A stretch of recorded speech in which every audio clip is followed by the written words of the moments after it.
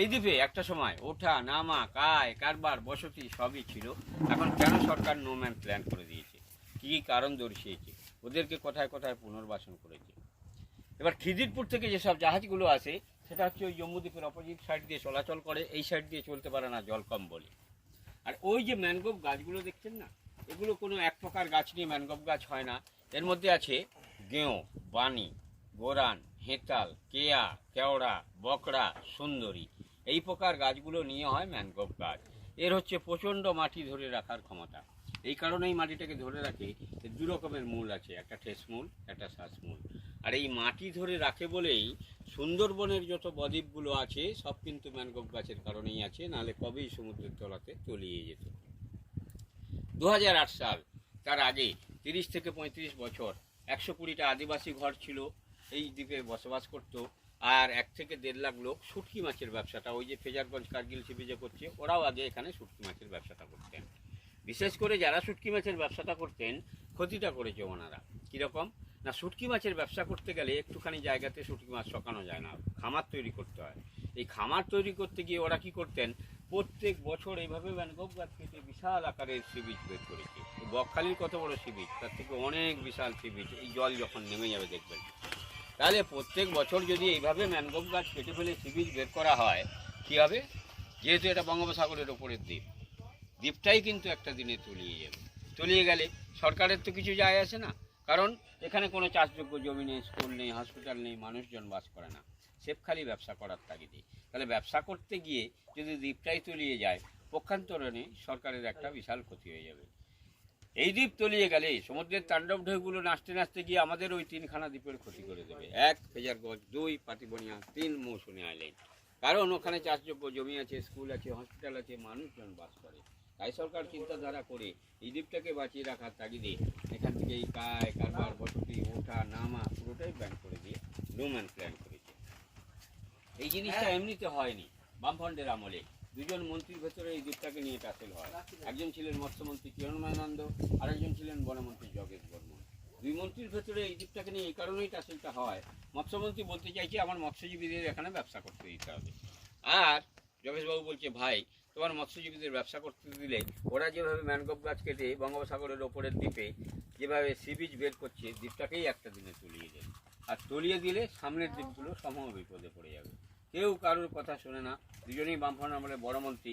এই না শোনার কারণে এই দ্বীপটাকে নিয়ে বিধানসভাতেও বামফ্রন্টের আমলে অনেক আলোচনা হয়েছিল। হ্যাঁ, তাহলে দুই মন্ত্রী যখন কেউ ঘাড় পাচ্ছে না, তখন যোগেশবাবু কী করলেন না, এই দ্বীপটাকে নিয়ে সুপ্রিম কোর্টে কেসটা তুললেন। সুপ্রিম কোর্ট থেকে জজ সাহেবের রায়ে পুরো দ্বীপটার ওপরে 144 ধারা জারি করে এই যে নামা ওঠা কায় কারবার বসতি পুরোটাই ব্যান করে দিয়ে নোম্যান প্ল্যান করে। আরও একটা কারণ দর্শিয়েছিলেন যোগেশবাবু, যার জন্য জজ সাহেব দ্রুত রায় দিয়েছেন। যারা এখানে শুটকি মাছের ব্যবসাটা করতেন ওরা কি করতেন, ওরা যে ম্যানগ্রোভ গাছ কাটতেন, ক্ষতি করতেন, আরও সরকারকে ফাঁকি দিয়ে বিনা ট্যাক্সে বিনা শুল্কে এখান থেকে ট্রলার বোঝাই করে শুটকি মাছ পাচার করতেন বাংলাদেশ। বাংলাদেশ দেশটাই তো বিদেশি সাহায্যের ওপরেই চলে, তাহলে ওখান থেকে বিদেশি মালপাট এনে আবার ওই এখান থেকে এই জম্মুদ্বীপ থেকে ট্রলার বোঝাই করে আমাদের মিনি শহর কাকদ্বীপে স্মাগলিং হতো। স্মাগলিংয়ের একটা স্বর্গ রাজ্য হয়েও গড়ে উঠেছিল। এই কারণে, কারণ 30-35 বছর আগে প্রশাসনের এতটা জোর ছিল না। আপনারা উপরজেটিতে গেছিলেন, দুখানা স্পিডবোট বাঁধা আছে কোস্টাল থানার, ওরা পেট্রোলিংয়ে আছে, ওরা পাহারা দেয়। ইন্ডিয়ান কোস্টগার্ডের অফিসটাও ওই যে উইন্ডমিলগুলো যেখানে ঘুরছে ওখানেই আছে, যারা ডাঙায়ও চলে জলেও চলে। গতকালই এই সি বিচের উপরে বসে পাহারা দিচ্ছিল। এটা হচ্ছে বকখালি রেঞ্জের আওতায়, এখানে ফরেস্ট অফিস আছে। শুধু অফিস নেই, অফিসে সিসি ক্যামেরা পর্যন্ত লাগানো আছে। ওই যে লঞ্চটা আপনাকে দেখিয়েছিলাম, ওটাই আমাদের জেটি থেকে যাতায়াত করে, ওরা পাহারা দেয় এই মানে দ্বীপটাকে রক্ষণাবেক্ষণের জন্য। কেন্দ্র রাজ্য যৌথ প্রকল্পে এইভাবে সমস্ত সুন্দরবনের বদ্বীপগুলোতে নিরাপত্তা দেওয়া চলছে। যেখানেই ম্যানগ্রোভ গাছ ওখানে ফরেস্ট অফিস, উপকূলবর্তী থানাগুলো হয়েছে কোস্টাল থানা, আর ইন্ডিয়ান কোস্টগার্ডের লোকজনেরাও এইভাবে পাহারা দিচ্ছে। তাহলে জজ সাহেবের রায়ে পুরো দ্বীপটার উপরে এই যে 144 ধারা জারি করে নামা ওঠা কায় কারবার বসতি পুরোটাই ব্যান করে দিলে কী হবে, ডক্টর আম্বেদকরের লেখা সংবিধানে ভারতবর্ষ চলে। কারোর আইন কাম বন্ধ করতে পারবেন না, কাউকে বাস্তুচ্যুতও করতে পারবেন না, তাদেরকে পুনর্বাসন করতে হবে। তাই পুনর্বাসন করতে গিয়ে কী করলেন না, ওই যে 120টা আদিবাসী ঘর ছিল, ওরা যে এখানে বসবাস করতো, মাছ কাঁকড়া ধরতো আর জঙ্গলে বসবাস করতো, ওদেরকে সাগর দ্বীপ যেখানে কপিলমুনির মন্দির আছে, গঙ্গাসাগর মেলা হয়, ওখানে ভেস্টল্যান্ড জায়গার উপরে 120টা ঘর বানিয়ে ওদেরকে মৎস্যজীবী কার্ড দেওয়া হয়েছে। ওরা এসে এখানে মাছ কাঁকড়া ধরতে পারবে, কিন্তু কোনো প্রকার বসতি করতে পারবে না এই শর্তে। আর এই যে 1 থেকে 1.5 লাখ লোক যারা এখানে শুটকি মাছের ব্যবসাটা করতেন, ওদেরকে ওই যে ফ্রেজারগঞ্জ কার্গিল সি বিচ দেখালাম, ওখানেই পুনর্বাসন দেওয়া হয়েছে। এই কারণেই দেওয়া হয়েছে, সামনেই ফ্রেজারগঞ্জ কোস্টাল থানা, ইন্ডিয়ান কোস্টগার্ডের অফিসটাও ফ্রেজারগঞ্জে, আর বকখালি ফরেস্ট রেঞ্জ অফিসটাও ফ্রেজারগঞ্জের ভেতরে। ওরা ওখান থেকে ট্রলার বোঝাই করে আর শুটকি মাছ বাংলাদেশ পাচার করতে পারবে না, আর বাংলাদেশ থেকে বিদেশি জিনিসপত্র এনে স্মাগলিংও করতে পারবে না। তাহলে প্রথম পয়েন্টটাই আপনাদের বললাম যে এই দ্বীপের আয়তন কত, হ্যাঁ, এখানে কেন ওঠা নামা কায় কারবার বসতি পুরোটাই বন্ধ, আর এদেরকে কোথায় কোথায় পুনর্বাসন করলো তার নিদর্শন হিসাবে দেখুন, একদম সুপ্রিম কোর্ট থেকে বোর্ডটা মারা আছে, সরকারি নিয়মে বোর্ডটা মারতে হয়েছে। এই বোর্ডটা কি ওই সরকারের ইনস্ট্রাকশনটাই একদম একদম, হ্যাঁ, কারণ কেউ কাউকে নামতে দেয় না, দেখবে কি, কিন্তু সরকারি নির্দেশে ওটা মেরে দিতে হয়েছে, একদম সুপ্রিম কোর্ট থেকে ওরা। হ্যাঁ, তাহলে প্রথম এটা পয়েন্টেই আপনাদের বললাম এই দ্বীপের আয়তন কত, হ্যাঁ, এখানে কেন ওঠা নামা কায় কারবার বসতি বন্ধ, এদেরকে কোথায় কোথায় পুনর্বাসন করলো। এবার বলছি এই দ্বীপটায় কী কী পশু পাখি আছে। এই যে বর্তমানে এলেন আপনারা, ওই দূরে যে কতগুলো পরিযায়ী পাখি দেখা যাচ্ছে, সবে আসা পাখি শুরু হয়েছে।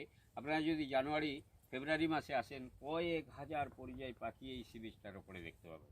পাখির মধ্যে যেরকম সাইবেরিয়ান শ্রীগাল, শ্রীডাক, অন্যান্য প্রজাতির প্রচুর বিদেশি পাখি এখানে আসে। ওরা এই শীতকালে আসে, আবার গরম পড়লে চলেই যায়। এই কারণেই আসে, নির্জন দ্বীপ বলে কেউ ওঠানামা করে। আর এই যে জঙ্গলটা দেখছেন, প্রচুর বিষধর সাপ আছে। সাপের মধ্যে যেরকম কেউটে, শ্রীগাল আছে, বাঁদর আছে, বনবিড়াল আছে, অন্যান্য জীবজন্তু যেগুলো জঙ্গলে থাকে সেগুলো আছে।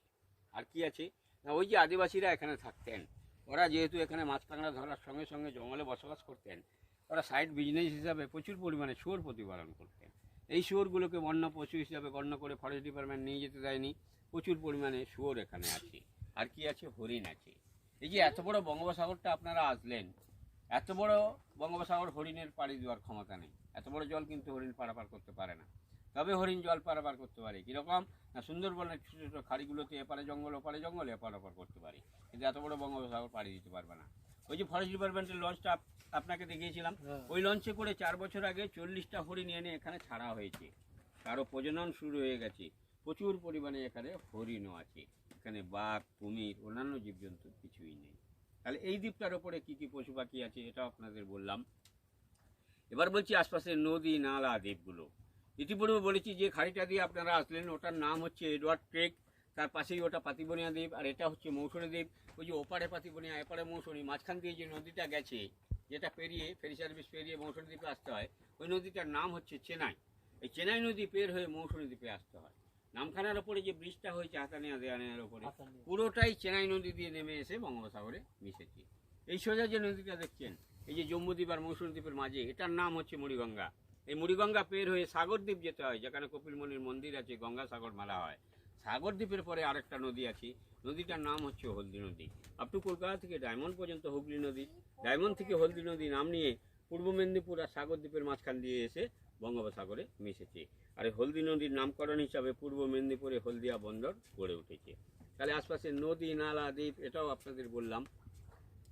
এবার বলছি 2008 সালের আগে এখানে নামানো হতো।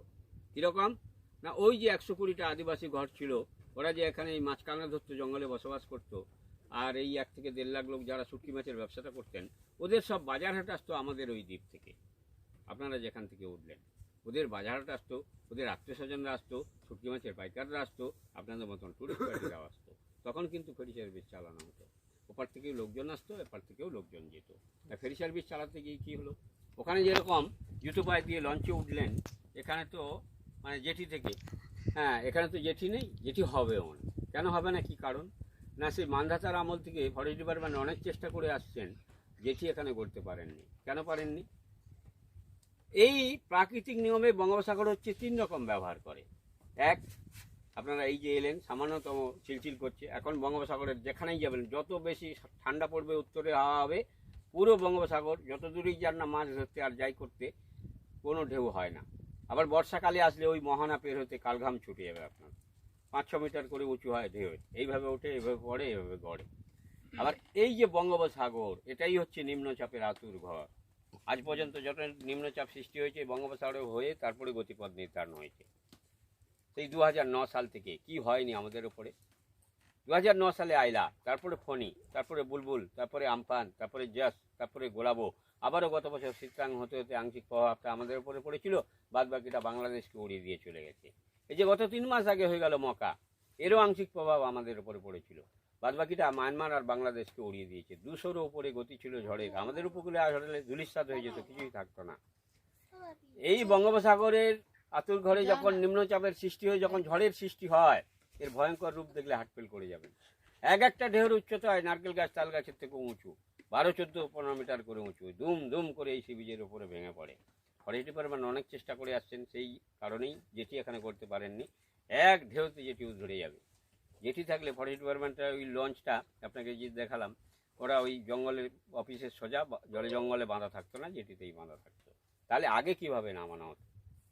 এই যে 2008 সালের আগে যে ফেরি সার্ভিস চালানো হতো, তাহলে আগে কিভাবে নামানো হতো? নৌকোটা তো আর ডাঙায় যাবে না, কি হবে? আরো খানিকটা যাবে, কিন্তু ওই যে ডাঙা হয়ে আসছে পরপর, আরো খানিকটা গেলে কি হবে? জলে কাদায় হোড়ে এইভাবে নামতে হতো।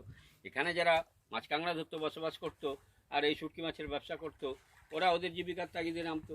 আপনাদের মতন টুরিস্ট পার্টি যারা আসতো, বয়স্ক লোকরা নামতে পারতো না, বাচ্চা কাচ্চারা নামতে পারতো না, কিছু ইয়ং ছেলেমেয়েরা আসতো, তারা ওদের দেখাদেখি নেমে যেত।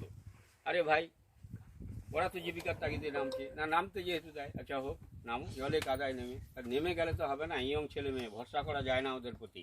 কারণ কোথায় গিয়ে যদি জঙ্গলে থেকে যায়, তাহলে আমাদের জেল খাটতে খাটতে দিনটাও যাবে, বোটটাও সিজ করে দেবে। তাই ওদেরকে সঙ্গে নিয়ে ঘুরিয়ে নিয়ে আবার লঞ্চে তোলার দায়িত্ব ছিল।